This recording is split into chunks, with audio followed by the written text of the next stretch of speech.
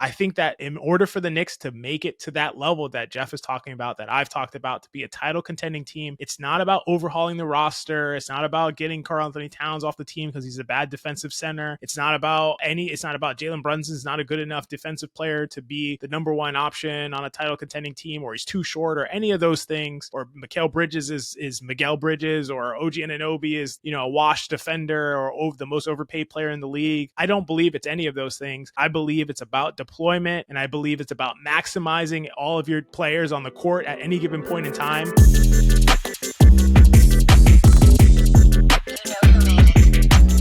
This is Hot Hand Theory. This is a podcast where we talk about the NBA and break things down from an analytical perspective. I'm your co-host XJ. As always, I am joined by my brilliant co-host Geoff.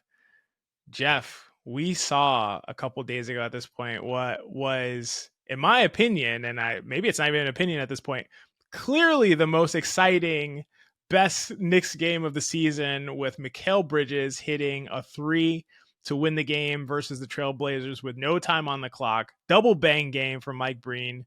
The game was highly physical throughout, really like a defensive struggle on both ends. It did feel to me like every bucket that either team got was completely earned. And it was just a high quality game all around. I think that was like a ton of fun. So we need to dive into that. But I think there are other big topics that we need to dive into that I think our audience may definitely want to hear us talk about, which are the minutes conversation has reared its ugly minute head again, and we have to address a couple of things that are going on there. And then a few more things that we're noticing for the Knicks with life without Brunson in the early stages of seeing that experience. But let's start with the game, Geoff. Just like, what are your reactions? What are your thoughts on that big shot by Bridges and his overall play? It was just such a high quality basketball game. It was, I think defense really brings out that feeling, and the Blazers especially were playing really tough physical defense. It had the vibe of a playoff game, honestly. I love what you said about each bucket feeling earned.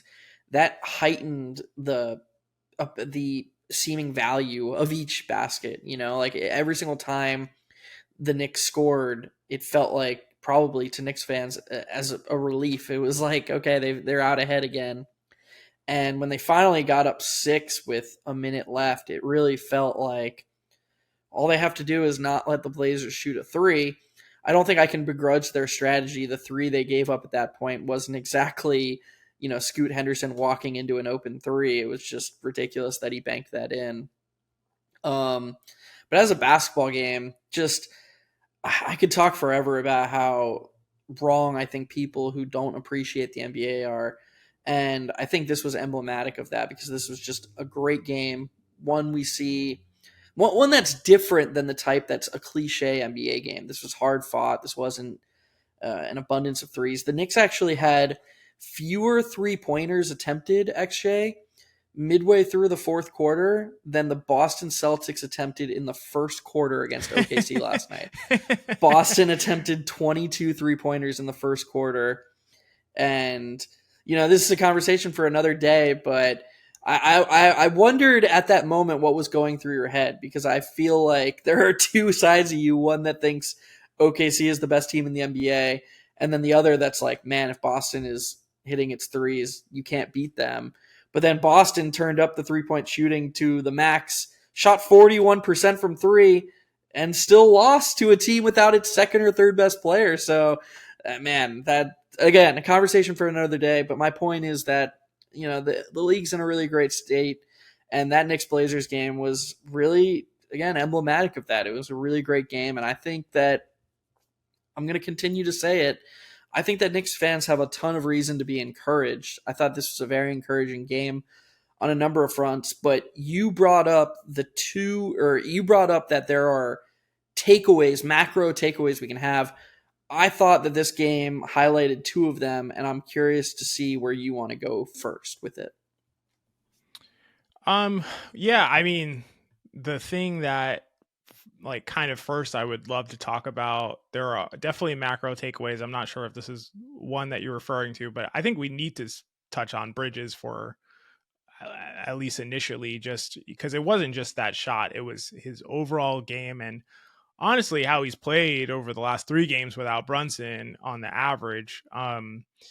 Before the game, we heard Bridges say and talk about how, I think there's still a lot more I can show. And he kind of reflected on the overall offensive system. I felt like the obvious implication was that he feels like he's being limited by his offensive role. And he sounds like he has been listening to High Hand Theory. he does sound like he's been listening to High End Theory. And I could be wrong about this, but and I'm curious if you're, for our audience, tell me if you disagree with this, but in the comments, I feel like among the fan base, it feels like to me, a lot of the blame for Bridges' lack of aggression is like on him. Like, I feel like the fans or Knicks fans, like kind of more so blame Bridges for like not being aggressive enough, not sort of forcing himself to be a primary option or secondary option in the system.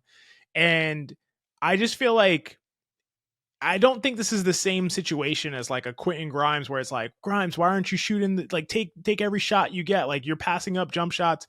We just got to bring in Dante. Look, Dante's in there and he's more aggressive. He's taking, 12 threes per 75. And when you were in there, you were getting the same shots and you would pass them up. Or I don't think it's that kind of situation. I think it's much more, it's much different for a player to sort of assert themselves as like a primary initiator role than it is for them to assert themselves as like taking every open shot that they get.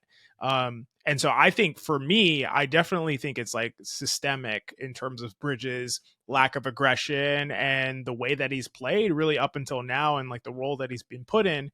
I'll say this, in the 3 games without Brunson, and this is a very small sample, obviously it's 3 games.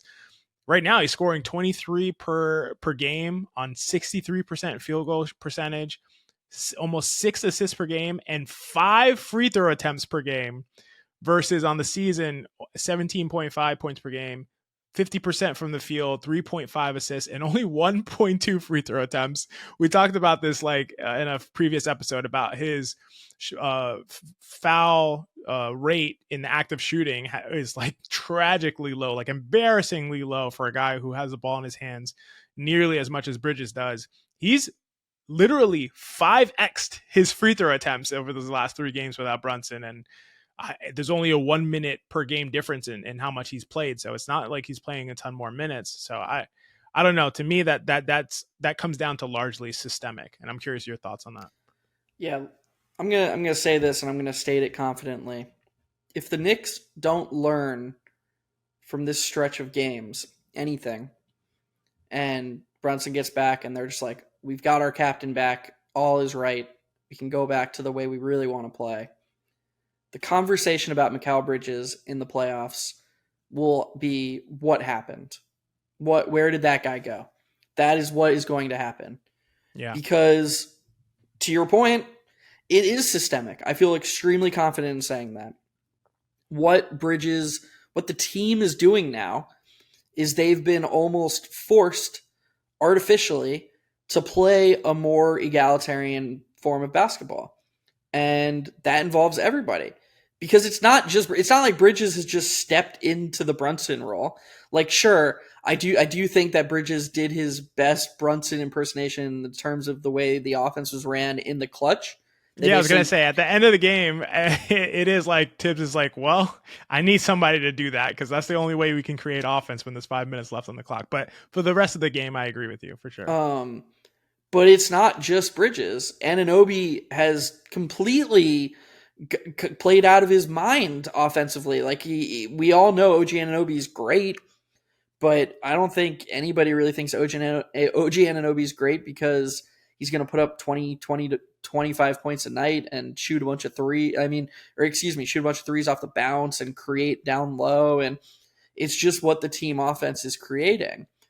And I know when we talk about this, there are going to be people out there who say, well, don't you watch the NBA? This happens everywhere. Jason Tatum and Jalen Brown missed a game a week ago. And look at what Derek White and Peyton Pritchard did. They both scored 40. First Celtics teammates ever to score 40. So the Knicks, this isn't just unique to the Knicks. And what I have to say to those people, and I hope anybody listening, this is the most important lesson you can learn from this. First of all, the Knicks aren't trying to be like all these other teams. They're trying to be like the Celtics. They're trying to be true blue chip championship contenders. So I don't really care that somebody goes out for, the Hawks. Trae Young goes out for the Hawks, and X player, Jalen Johnson or somebody scales up and looks better than they already are. The Knicks aren't trying to be like the Hawks, not to throw shade at the Hawks, who have been great lately, winning 5 in a row. The Knicks are trying to be like the Celtics. And what differentiates the Celtics from everybody else is that, yes, they have guys like Derek White and Peyton Pritchard who can scale up when Jason Tatum and Jaylen Brown are out. But when Jason Tatum and Jaylen Brown return and Kristaps Porzingis returns, they have built a system where guys like White and Pritchard can still be maximized. They don't turn into lepers. They don't just, okay, Jason Tatum's here, so we're just going to, be out there and we'll shoot when the ball's past us and that's it. No. Look at all of the impact data. Peyton Pritchard and Derek White are two of their most impactful players, and Jason Tatum and Jaylen Brown have played the whole season. Porzingis is really the only one who's missed significant time.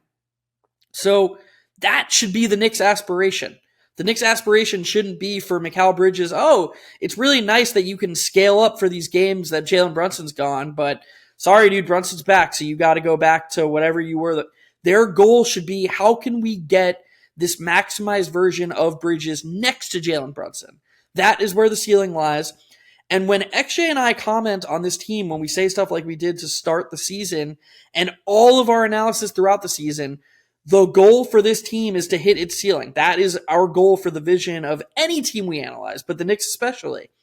We're trying to find a way for this team to hit its ceiling, and it hits its ceiling when Bridges and OG Anunoby, and we're going to get to him because probably the second most important player on the team, Karl-Anthony Towns, when they're their best selves next to Jalen Brunson, that team is one of the best teams in the league. I don't need to see it. I'm not creating a hypothetical.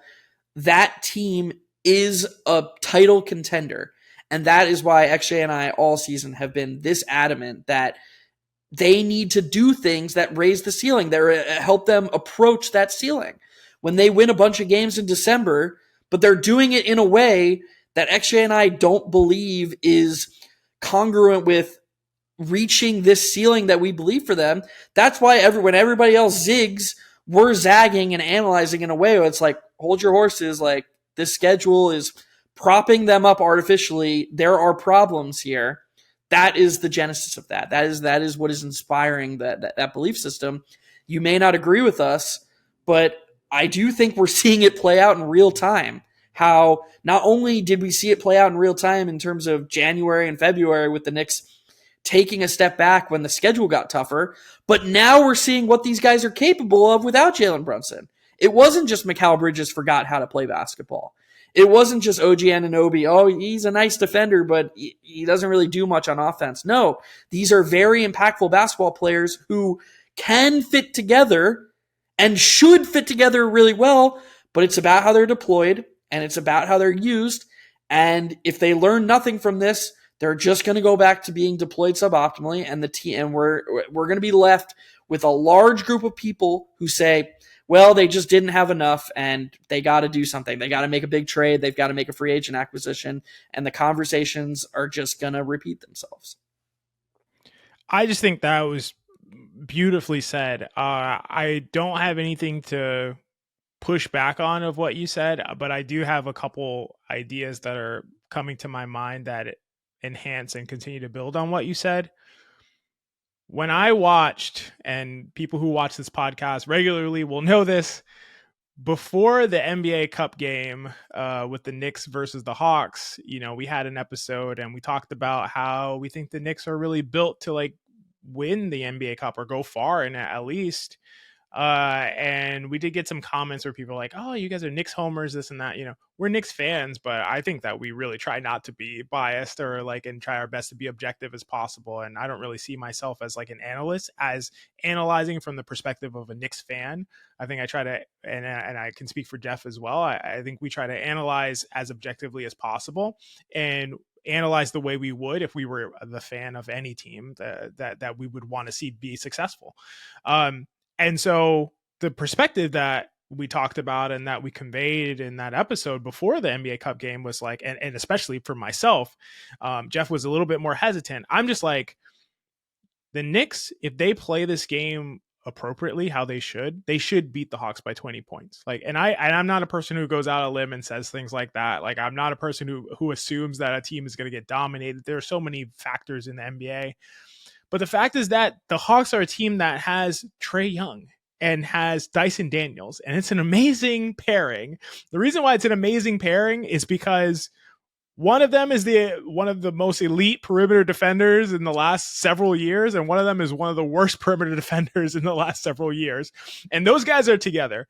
And luckily for the Knicks, they have one of the elite isolation creators and scorers in the league, and they have another guy who's actually pretty good at that as well, especially in a good matchup in Mikal Bridges. And I assume that you take Jalen Brunson and you have him pull Dyson Daniels away from the action. And look, they're trying to hide poor Trae Young on Mikal Bridges, who is 5 to 6 inches taller and a very strong creator, can get to his mid-range shot. As we see, he's literally unstoppable in the mid-range when he gets there, can get to the rim, has been a primary option on, other teams that it hasn't worked out necessarily in the past. But guess what? If he had Trae Young guarding him every game, he would have been a superstar in the league if we saw Mikal Bridges versus Trae Young every single night.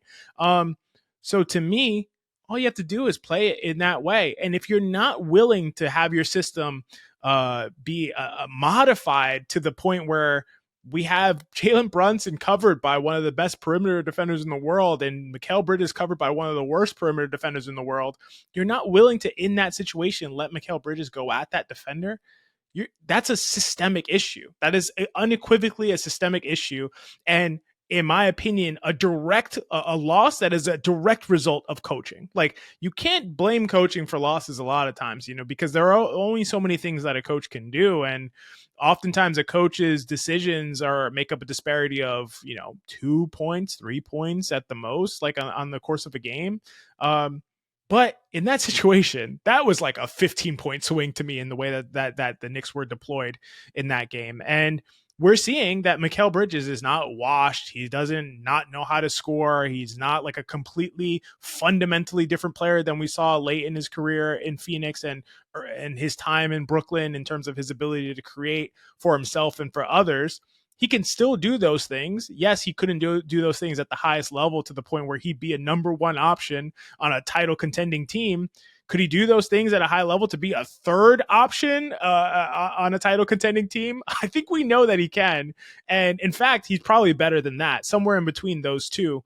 So to me, that's a systemic issue. Another aspect of it being a systemic issue is the first Knicks game against the Oklahoma City Thunder. In that first game, the Knicks played what was a perfect half. It was like a flawless half. It was incredible to watch.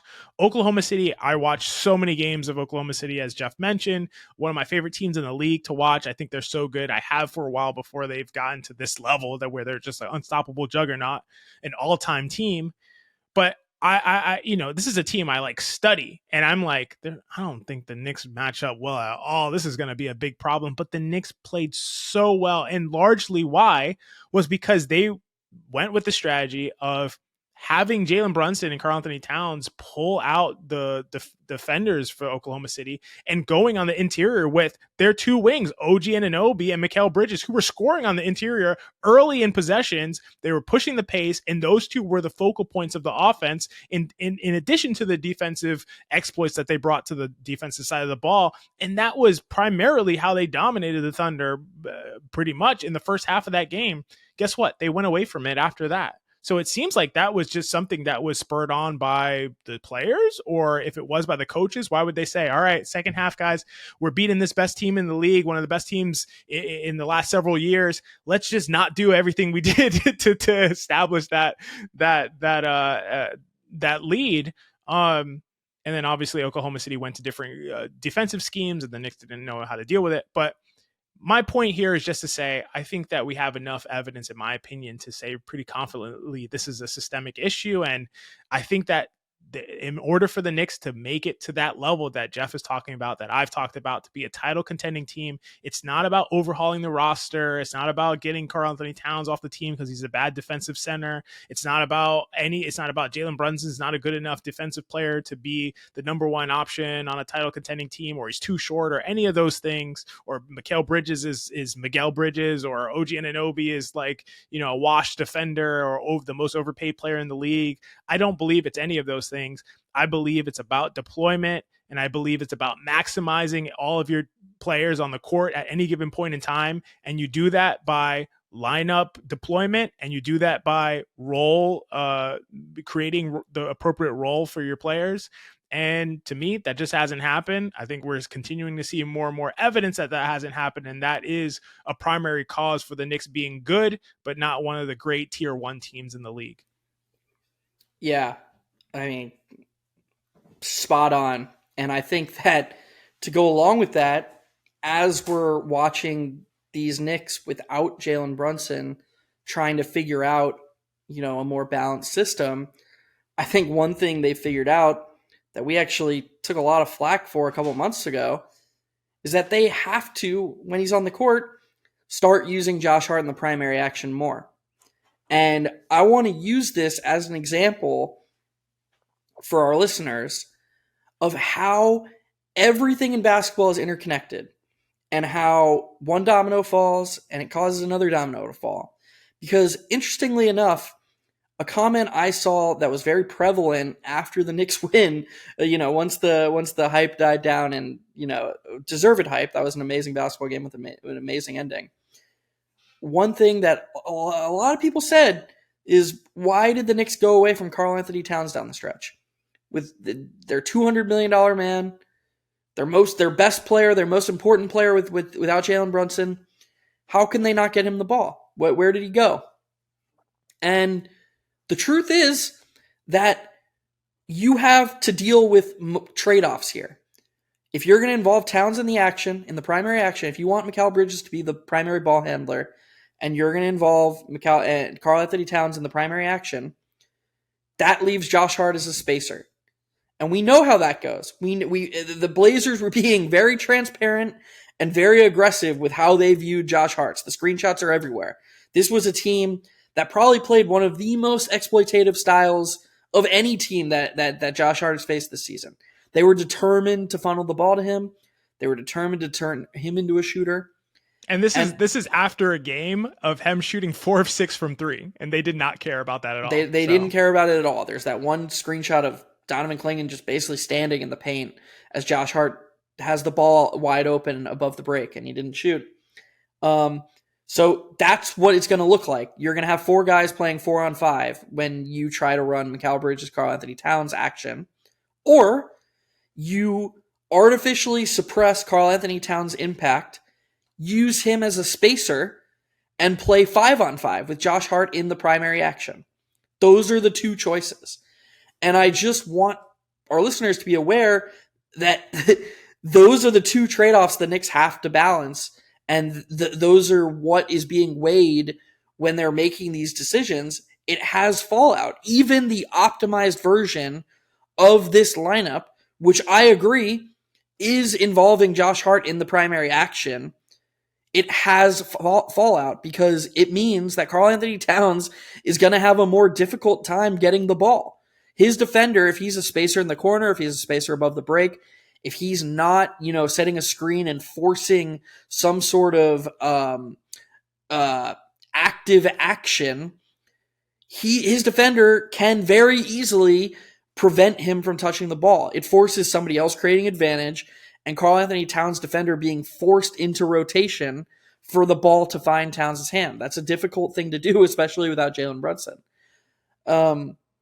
And this is something the Knicks have to grapple with and have to evolve from, because that's the next step. They've taken the correct first step, and that's getting Hart in the action. But now we're seeing Towns, who was great, and I thought he was great defensively, by the way. I don't know if you noticed that. I thought, of course, he had his limitations, but he made a couple of rotations, game-saving rotations. He did everything he could within the paradigm he was operating in. But I think Knicks fans want to see him be like a 30 and 15 guy without Brunson. They want to see him putting up super all-star numbers as we know he is capable of. And I'm going to say this, actually. I'm going to say something that I don't think anybody said. The path to getting that version of Towns is letting Josh Hart share the ball handling duties with Mikal Bridges, Cameron Payne, and Deuce McBride.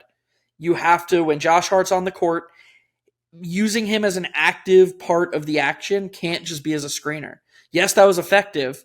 And yes, Mikal Bridges hit a couple of huge mid-range shots before the huge three-pointer. But if we're going to add Towns to the mix and have it be Mikal, OG Anunoby, and Towns all benefiting from this more egalitarian system, then Josh Hart has to be the one starting the action with Towns screening for him. That is the way to get him into the action. I think that's a great observation. I agree with you. I think Josh Hart kind of initiating the action, having some, Josh Hart, Karl-Anthony Towns pick and rolls, pick and pops, that would be a really great way to exploit the way that defenses are trying to exploit Josh Hart, and also be able to still optimize Karl-Anthony Towns, who, like you said, is your best and most important player. I think that does give the Knicks a lot of benefits, and maybe is the most beneficial way to kind of structure that lineup.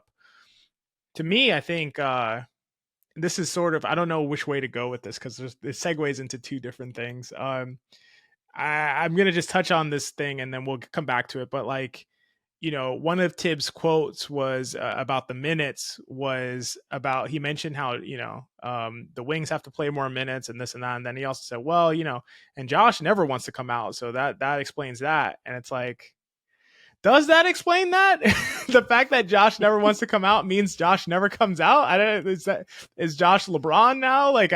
Actually, my kid only wants to eat brownies. So what can you do? You just guess he's just going to eat brownies all day. It's weird. And the thing is, I do think there is some difference. This is sort of tangential, but I think there's a difference in terms of what role you've played throughout your career. If you've been a star focal point guy who's played a ton of minutes throughout your career, then you probably are all right, let me chill out at the minutes, man. I need some rest.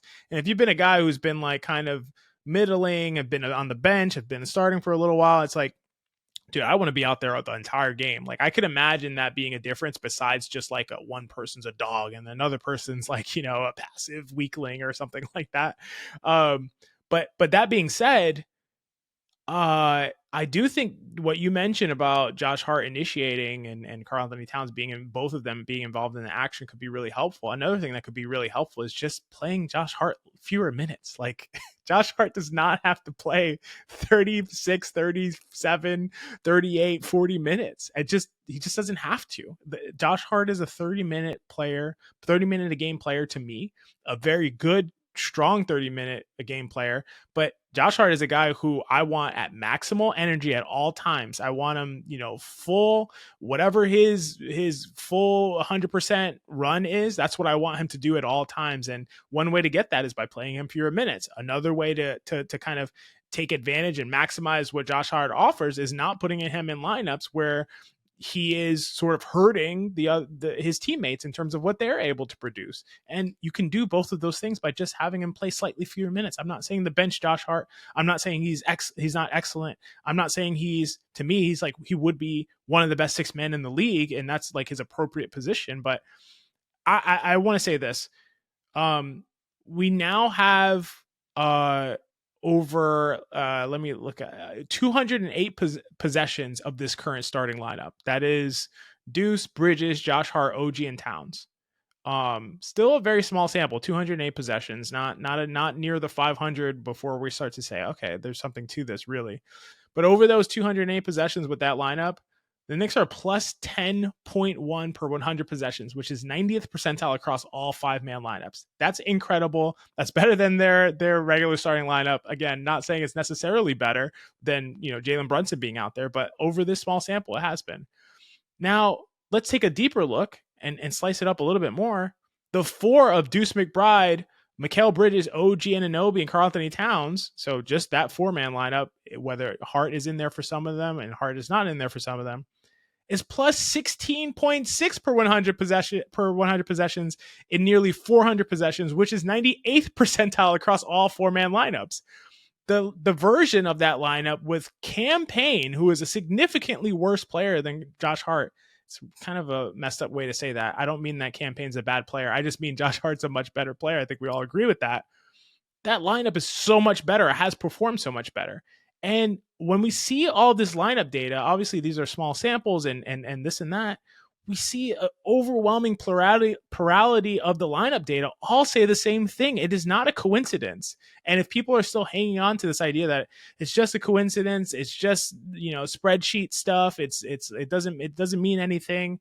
This guy's better, and so he should play more. Like this is not a coincidence. And in my opinion, the way that you maximize this team is by putting guys in their appropriate roles. And right now, Josh Hart is the one with an outsized, disproportionate role to what he's supposed to be playing on this team. And so that's a problem to me. It's strange because the pain for Hart in that exact lineup is so intuitive to me. It just makes sense. Like that the gap between the two lineups would be different than the gap between Payne and Hart as players. Because when you have Payne out there, he's a better shooter, who maybe is a more natural initiator of offense in the way that he is. Not only does he help his teammates a little bit more actively, but he also, in a passive way, slides guys like Towns and OG and Bridges into better versions of themselves. And that's something that you said, I forget what your exact quote was before we hopped on here, but it was about passive impact, basically. What was it about Deuce McBride? Is that what you're talking about? Yeah, it was something about I was saying that Deuce McBride not only has an off-ball impact in terms of his gravity, but also has an impact off the ball. So right. Both of those things being different, but also, meaningful. Yeah, and what's meaningful about it with, Payne versus Hart in this way is that you're getting better versions of three other players. So Payne's output might be exactly the same. Right. But if you're getting 95% of Towns, Anunoby, and Bridges as opposed to 70 to 80% next to Hart for certain factors as insofar as how the opponents treat them or their roles in the offense, these things all matter. And let's face it, maybe we're a bit ahead here, ahead of the world in a vacuum, but the days of analyzing players completely in a vacuum, they're coming to an end. So if that is your form of analysis, if that is how you're thinking about these players, you're a guy who thinks batting average matters in 2002. That's where you are. If as far as your analysis goes in this conversation is, oh, well, Josh Hart's clearly better than Cam Payne. That's it. That's where the conversation ends. Then you're behind. And what we're trying to do here is trying to emphasize and highlight how, Josh Hart is clearly a better player, but if he's disallowing other players from being in their optimal roles, then as much as he helps in certain areas, there was a data point that came out today on X or on Twitter or whatever you want to call it, that Josh Hart had Josh Hart as the third most valuable player in transition. Okay, let's flip this around to try and help people who maybe intuitively or from bias standpoint are more forgiving to Josh Hart. Imagine a world where Josh Hart is in transition less because Jalen Brunson's on the court. That's an area where Jalen Brunson is hurting Josh Hart. He's removing Josh Hart from his ideal role. So there are these trade-offs and these interactive impacts that exist all across the board. It's not just Josh Hart hurting people. If that's the one we're emphasizing the most and that's the only takeaway you're getting from this, we're doing a poor job as communicators. There are areas where Josh Hart is hurt by certain teammates, and you have to decide for yourself which trade-offs are worth it and which ones give you the highest overall net. And the reason we're so focused on this one is because, in our opinion, there is the widest disparity between what is actually happening and what should be happening, and what trade-offs in terms of how the team is being hurt in these trade-offs. Josh Hart is having this adverse effect on his teammates, and the team just doesn't care. They're just like, we need him out there no matter what, And to us, that is what is artificially suppressing the ceiling. I just got stuck on you saying the phrase Josh Hart hurting people. So it just stuck in my head. It's not just Josh Hart hurting people. Like Yeah. I just pictured him taking like a knife and like stabbing Karl-Anthony Towns in the like leg. It's dark, man. It's pretty dark. I think this is a conversation, sort of a conversation we've had before, but I do think we keep coming at it from different angles. And I think that's important to sort of like rehash the same conversations, and potentially we discover new things as we talk about it. So I don't want, our audience to think like, oh, these guys are just, jerking each other off again with the same Josh Hart conversation. I think that there are different things to learn from exploring it from different angles. And to your point about in this specific situation, like Josh Hart is being hurt by Jalen Brunson in transition, with Jalen Brunson wanting to play so much more slowly. So it's a great point, and it's something to think about, where yes, Josh Hart is being effectively maximized by having so much space around him and having so much cushion in terms of guys playing off of him and being able to crash the boards and do all the things that he does. But is he being affected negatively by playing more slowly than would be advantageous to him in terms of all of his primary skill set, and by playing so many minutes and not being able to be at his maximum self when you're playing 30 minutes versus playing 36, 38, 40 minutes per game. And I think that helps us kind of transition to the last thing that we wanted to talk about, which is the minutes conversation has returned. That is not of our doing. If you're watching this and have heard us talk about this before, this is completely player driven by the hero of the game a couple of nights ago. We heard Mikal Bridges come out and say, he mentioned that he's on the starter and he's a starter. He plays a lot of minutes. It's not fun on his body. You mentioned talking about it with Tibbs and saying, our bench guys were really good, and, he doesn't need to play 47 or 48 minutes, obviously exaggerating. Not if you ask Frank Isola, he thought he meant that very, very, very specifically and exactly and precisely. But yeah, so I don't know. What do you make of this, the comments that Bridges made? Obviously, I don't think to me, it's not that interesting to go into the drama of like Tibbs not saying that, oh, we actually didn't talk, or whatever. They can have different recollections of what was spoken about. To me that was crazy. That was one of the craziest parts about it. I want to hear how do you just completely undermine your player like that? Oh, from an undermining standpoint, yeah, I think that does matter. That's baffling to me. Like if I was Bridges, even if he should lie, even if he didn't remember. Yeah, he should just say like, "Oh yeah, it's come up," but like whatever. Yeah. Just I agree with that. More media trained and be like, "Oh, tend to want to keep this stuff in house," but conversations we had, don't just outright say, "Nope, never. That never happened." That's ridiculous. That's a good point. Yeah. You brought up Isola. Isola is like the poster of. How do I say this nicely? Yeah, just people who don't know how to think. Because I get that was as nice. How do I say this nicely? Yeah. Idiocy. Dude, he's like, he does the thing where he's like, oh, it's Tibbs' fault that Nikola Jokic is playing 40 minutes a game in Denver. And it's like, that's not an argument. That is all the people, first of all the people who made the minutes police jokes, I don't know what they're doing right now, because you have the minutes guy, Mikal Bridges, being like, this is ridiculous. I shouldn't be playing this many minutes. So where do you go from there? Like your whole, the whole condescension, sarcasm angle is just melted. But more importantly, the existence of other teams making bad decisions doesn't justify your own bad decision. That's insane. Like that's a ridiculous way to view life. Somebody else getting injured and being like, "Oh, why did Tom Thibodeau do that to LaMelo Ball?" That's ridiculous. Like, just because we're saying that this team should do this better doesn't mean that every other team is doing it better. There are plenty of.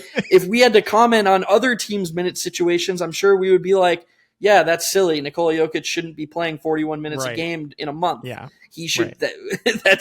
That's people. Nuts. People. I think people view it as like, in particular, you and I have like a anti-Tibbs bias, and that's like why we're saying it's like, it's almost like as if we don't really believe this about the minutes or about the things that we comment on, but we're just saying it because it goes against whatever Tibbs' philosophy is. That would be ludicrous. It's pure projection. They're the ones doing that.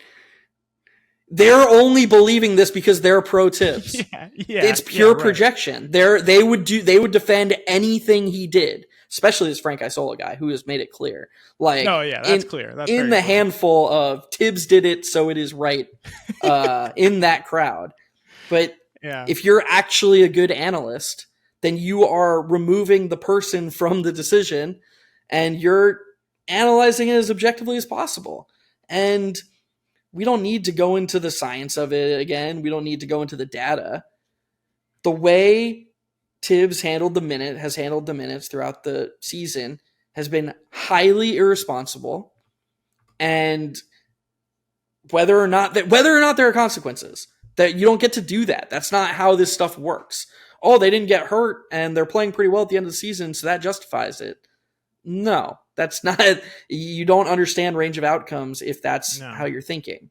And by the way, them being on the positive side of variance with injury luck and stuff like that, that's even more reason it's ludicrous to turn around and say, well, the season doesn't matter anyways. You know, like they don't need to be optimized this year. None of that stuff aligns logically. No, you don't get to do both of those things. They are having an outlier level season in terms of injury luck. At least they were before Jalen Brunson had a freak injury not related to minutes. That, again, aside from literally the only thing I would say is aside from being more likely to get hurt just from playing more minutes, but that injury that he had didn't occur because, you know, he was playing in overtime. Of course he's going to be out there in overtime of a game against the Lakers. So nobody's like, oh, he should have been on the bench. He should have been like, just because you could say that doesn't mean that on the whole, that the way they've approached playing minutes, playing Josh Hart 44 minutes on a knee injury when he's questionable with a knee injury, that is entirely stress and overuse related. That is objectively irresponsible. And to accuse us or anybody of saying that because you have an anti-Tibbs bias, when you're only defending it because you have a pro-Tibbs bias, is just terrible analysis. And I'm sorry, I can't respect that. I can't respect your level of intelligence if that's what you land on. So it's just a silly conversation. And dude, like for Tibbs' answer to be, well, if Jason Tatum's out there playing 40 minutes a night, you need a wing. Dude, there's like 2 Jason Tatums in the league. You're telling like that is just flat out lying. You want me to go find a game where you're playing a team where they didn't have a Jason Tatum and Mikal Bridges played 28 straight game minutes? Like, it's just a goalpost shift. We could also do a thing where we show like the minutes that these guys play in games where they play against Jason Tatum, and I'm sure the minutes don't necessarily match up either. But so I think that's all right. I don't have a ton to add to that. I think that's all on point. I do think for as far as moving forward, I think the Knicks will continue to play well without Jalen Brunson. And I think they'll continue to play in this style that they've played. I didn't even get to talk about it, but the Knicks, in terms of passes over the last 2 games without Jalen Brunson, passes are up from 276 per game to 311 per game. 22nd in the NBA to 7th in the NBA over the last couple games. Assists and potential assists up from 27 and 44 with Jalen Brunson, respectively, to 31 and 54 without Jalen Brunson. 31 assists would lead the league if they kept it up for the full season. So I think we'll continue to see them play this style. I think that it's a style that is more conducive to winning basketball games. I think we'll see different guys have success aside from just Mikal Bridges. I think we'll see some big Josh Hart games. I think we'll see some very big Karl-Anthony Towns games. We'll continue to see big OG Anunoby games on both ends. And I just think the Knicks are going to be in a really nice position when Jalen Brunson comes back, if they're able to just integrate him and have him play in a similar style to the way that they've been playing. I think that the Knicks can continue to put themselves back into the tier 1 contender status as long as that deployment is correct. Will that happen? That's another open question. Any last things you want to say, Geoff, before we get out of here? Yeah, Landry Shamet, stop making that baseline cut, please.